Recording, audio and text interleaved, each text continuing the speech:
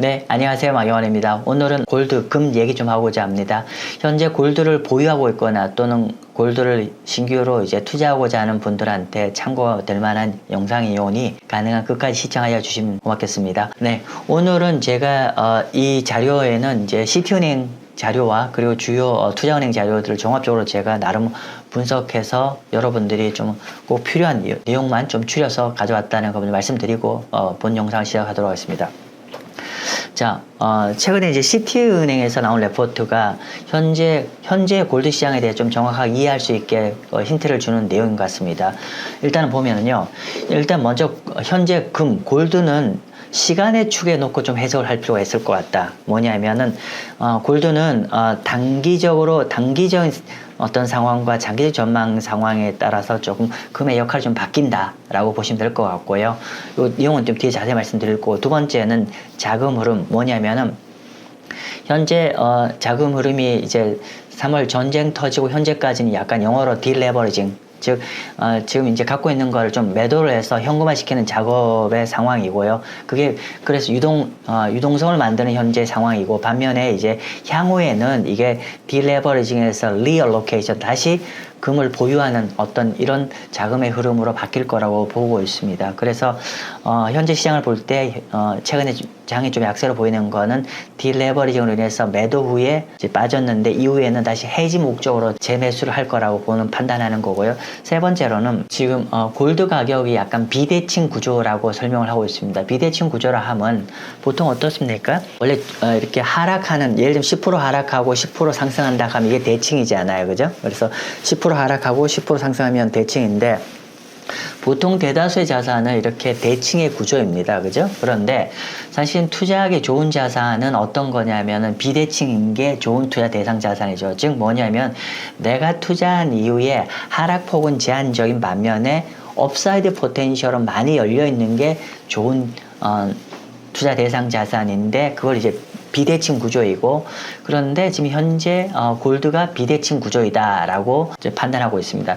다시 한번 정리를 해보면 시티은행이 현재 골드 시장을 전망하는 거는 첫 번째 단기와 장기, 단기는 좀 아직 약간은 어렵지만은 중장기적으로는 좋아질 거라는 시간의 축에서 해석을 했고요. 두 번째로는 자금 흐름상 아직까지는, 최근까지는 아직 딜레버링, 즉 골드를 갖고 있는 걸 유동성을 마련하기 위해서 매도를 했지만 이후엔 다시 이게 해지 목적으로 포트폴리오 일부로 다시 재편을 해야 되는 상황이다 라고 이제 자금 흐름 성격이 바뀔 거라는 설명을 했고, 세 번째로는 현재 골드가 꽤 좀 이제 전쟁으로 인해서 좀 가격이 좀 내려왔잖아요. 이게 오히려 현재 시점에 투자를 하게 되면 비대칭 구조이기 때문에 매력적인 투자의 대상일 것 같다. 즉 현재 시점에 들어가더라도 별로 물릴 거 없고, 반면에 업사이드는 많이 열려 있다, 이렇게 해석하는 것 같습니다. 자, 그래서 좀 전에 얘기를 조금만 더 풀어보면, 아까 제가 시간의 축에다 말씀드렸잖아요. 현재 단기는 뭐냐면은 지금 현재 단기적으로는 이제 3월 1일 날부터 이제 현재까지 한 2달 정도 경과했는데, 뭐 제가 한 달 전인가요? 그렇죠? 한 달 전에 설명드렸던 골드의 상황은 좀 비슷한 상황인 것 같습니다. 뭐냐면은 여전히 아직 포트폴리오에서 이제 골드가 현금화하기 쉬운 자산이다 보니까 여전히 아직 유동성, 그러니까 아직 약간 매도의 성격이 가깝다 보니까, 특히나 중동 국가들이 아직까지 중동이나 터키 같은 나라들이 골드를 보유한 거를 좀 매도를 하면서 이게 실제로 딜레버링이 되면서 최근 골드가 약세를 만들어냈다라고 보고 있을 것 같고요. 물론 최근 좀 그 약세가 둔화됐습니다. 반면에 이제 이게 끝나고 중장기적으로 본다고 하면 결국은 이제 골드의 가장 큰 역할이 뭐죠? 위험 회피 자산 이고, 그리고 포트폴리오 안정성을 지켜주는 자산이잖아요. 그죠? 그렇기 때문에 결론적으로는 다시 이게 골드의 수요는 다시 증가할 수밖에 없다, 이렇게 보는 것 같습니다. 그죠? 네, 그렇게 이해하시면 될 것 같고요.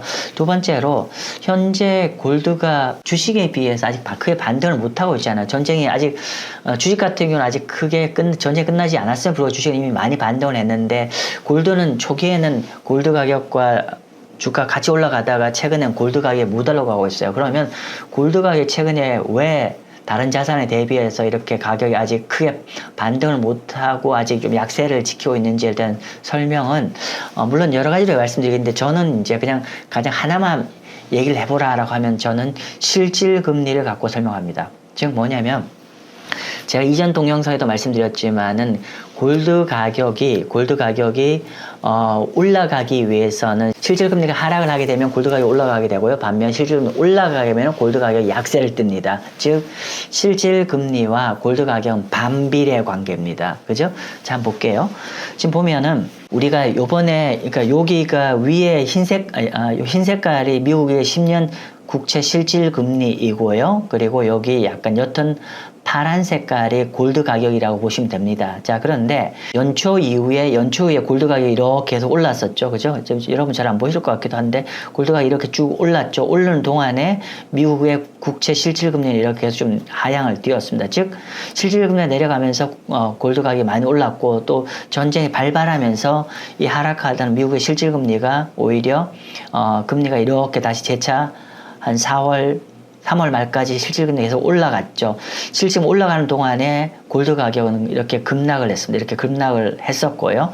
그리고 이후에 3월 말부터 다시 실질금리가 좀 안정화되면서 다시 골드 가격 일정 부분 리바운드를 좀 해 올라갔는데 문제는 4월 중순 이후에 다시 골드 가격이 재차 좀 다시 밀리기 시작했습니다.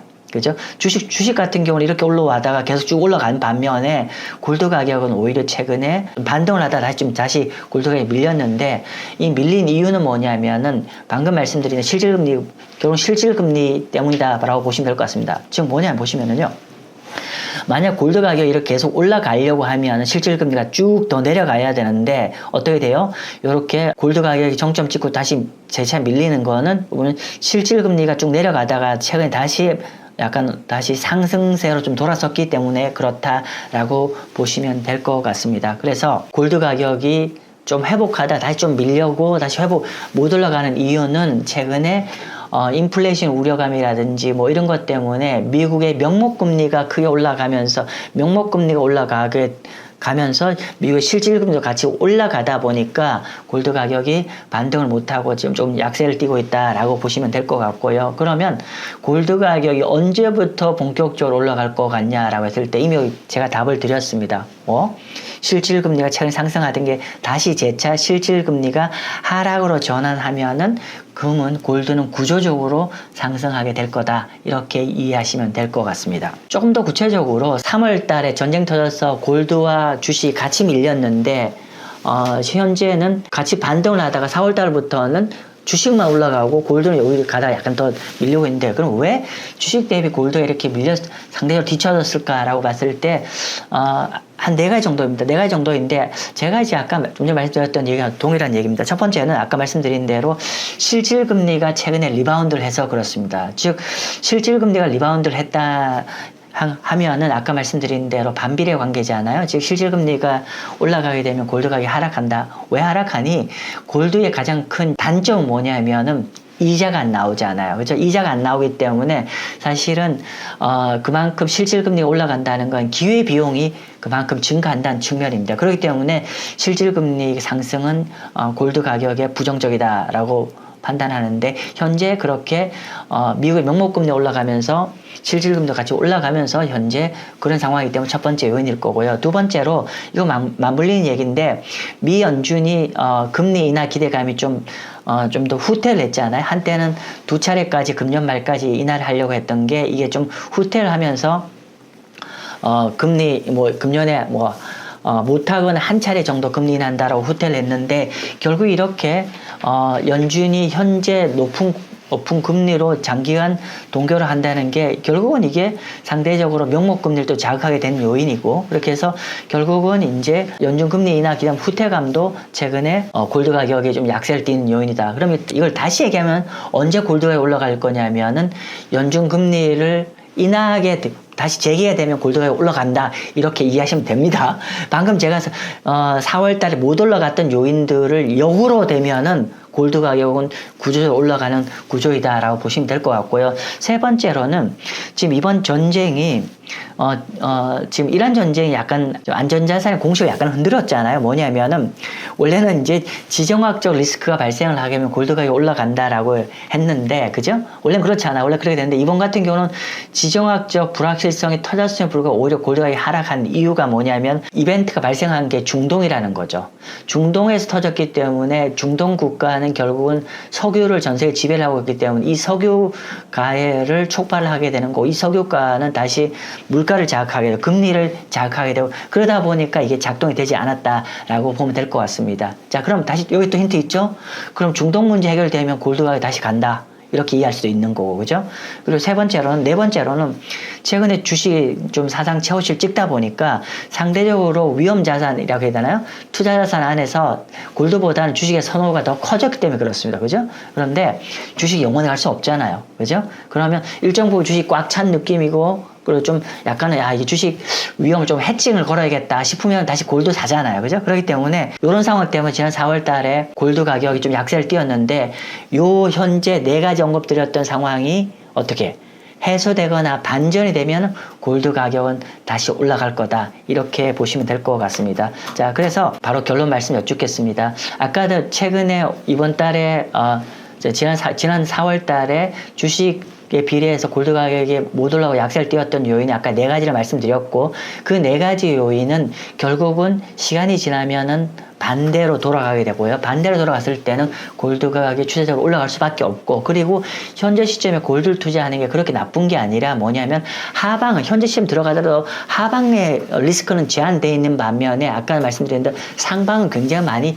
열려 있다. 그렇기 때문에 현재 골드를 고민하시는 분은 오히려 최근에 좀 가격이 낮게 형성될 때 많이 투자하는 것보다는 포트폴리오 한 5% 내지 10% 정도는 좀 들고 가시면 좋을 것 같습니다. 그래서, 이제 클로징 멘트를 하는데, 금은 평소에는 필요 없지만 위기가 오면 반드시 필요해진 자산입니다. 그렇기 때문에 특히나 요번은 중동 이슈 때문에 골드가 힘을 발휘 못했겠지만은 결국은 이제 어떤 우리가 다른 요인 때문에 흔들린다고 하면 골드는 굉장히 좀 필요한 자산이다 싶고요. 제가 오늘 여기 설명 하나 스킵을 했지만은 최근에 이제 중장기적으로 글로벌리 이제 우리 중동이라든지 각국의 중앙은행이라든지 그리고 중국이라든지 추세적으로 골드의 보유량은 중장기적으로 늘릴 수밖에 없는 구조이다 라고 말씀드리겠습니다. 네, 오늘은 제가 간단하게 현재 골드 가격 왜 약세인지 그리고 이런 부분들임에도 불구하고 현재 시점에 투자하는 게 오히려 좋은 투자 타임을 주는 것 같다 라는 말씀 좀 드렸습니다.